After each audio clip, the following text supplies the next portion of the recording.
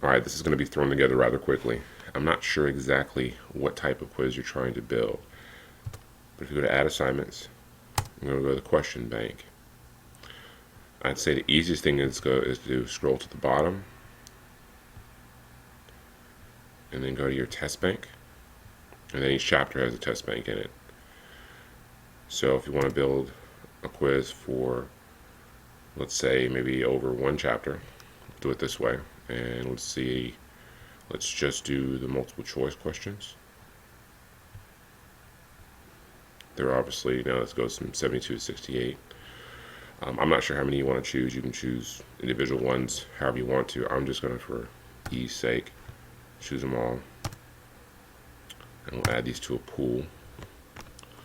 We'll call it Chapter 1 Multiple Choice. Let's say whatever your draw is going to be. Let's say 15 each one, 1 point each. Add to the pool. And those questions have been added to the pool. And then, so then you can go through and say, from there, continue. Oops. Continue. And then you want to set your policies for this particular assignment. So we'll call this a quiz. And there are some preset policies with this, but we're going to expand that out so you can see what those are, and you can edit them if you'd want to. So time limits, printing is not allowed. There's no time limit on this. If you did want to set a time limit, so let's say you want to make this a, whatever, 10-minute quiz, obviously you don't want to allow printing. The other thing we're talking about with security is if you want to set a password for this, you could. So that way, students can only get in at a certain time with it. How many attempts? It's a quiz. It's automatically set for 1. The study attempts, basically, you can let them go in and practice after the due date. So if you want them to use it as a study quiz, they can. Tolerance is not a big deal for this, especially for multiple choice resources. So there's no ebook in here necessarily, but you can turn on some of these other ones if you'd like to. And then feedback. Feedback's the big one, especially if you have multiple sections. So basically, when I hit submit on the assignment, what information do you want me to have? No feedback, just a score. So you can keep it there as a score. And then you can basically go, if you want them to have more feedback, you can set a specific date that they get that feedback. In other words, so if you have a Monday, Wednesday class or Tuesday, Thursday class, everybody gets their feedback on Friday type of thing, or maybe the next Monday or whatever it is. So you can give chances for people to kind of come back and take the quiz or exam later. So in other words, if you're talking about for an exam, for that, you can just do total scores on it. But you can also do more feedback for them. Scroll down. More feedback for them based on what you'd like for them to have, and then when you'd like for them to have that feedback.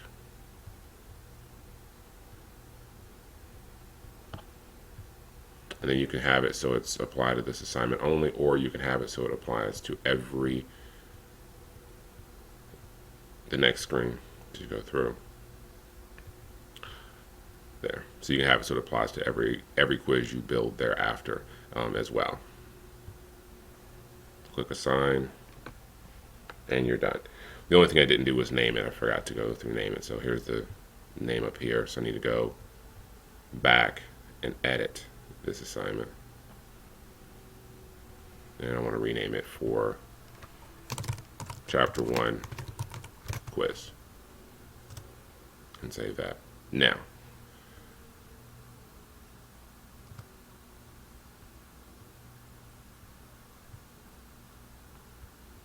I didn't set a due date for it, but obviously you can. I just was moving through here rather quickly. But the other thing that you can do is, let's say you want to build a quiz or a test over multiple chapters.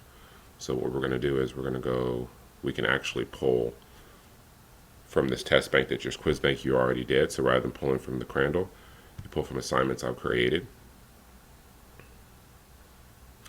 And for me, this may take a little bit longer. For you, it shouldn't be that bad, but you'll see there's that quiz.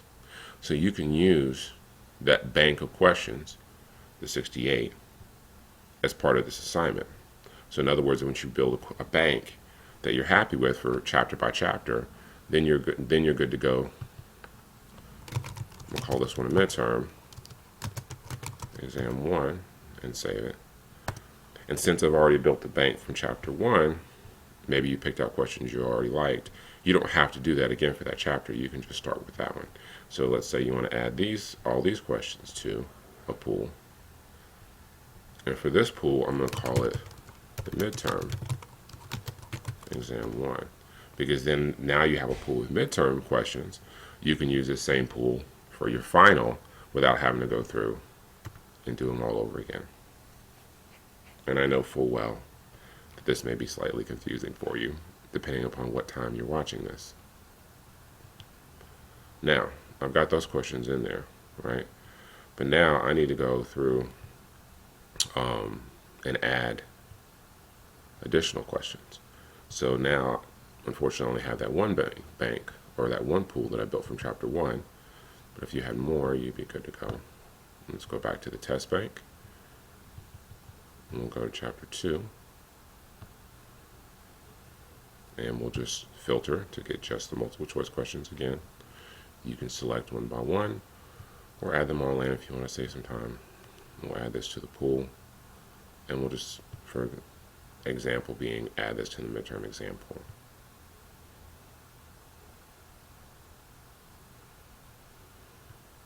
Same concept as before. After that, you got your questions in there. You continue. We're going to call this one exam, for example. Set your due date, start date for it. So let's say you want to give students 45 minutes for this exam to take this test. So let's say in doing that, let's say you're going to give this exam, just an example's case, and you want to give them 24-hour window, let's say September 9th.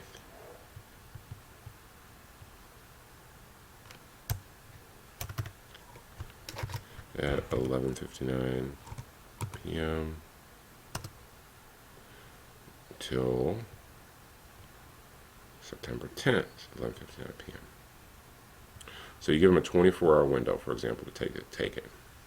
And within that 24-hour window, they have 45 minutes to take the test. So in other words, we're going to get a pop-up that says, when they start this assignment on September 9th, once you hit start, you will have 45 minutes to complete this assignment. But that way, rather than giving them a 45-minute window here, in case they have computer issues, it gives them a 24-hour period of time to take this 45-minute exam. Same thing if you want to do password protection on it for additional security. Or you can, again, save that as your default settings for every exam that you build thereafter.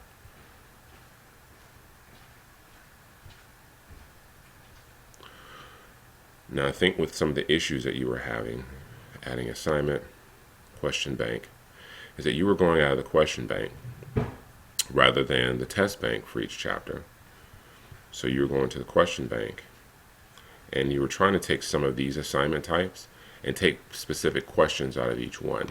The problem is a lot of these are set up as series of questions in here. So with that in mind, like this is a pretest, so you can take some of this stuff out of here. But you may have stuff like this reading activity, and you want to add one piece of it. Well, the problem is these are set up as a series right in here. And so if you try to take pieces out of it, you're going to may get an error message. That may have been what was happening to you before. But as you see, building from the test bank, it seems to work all right.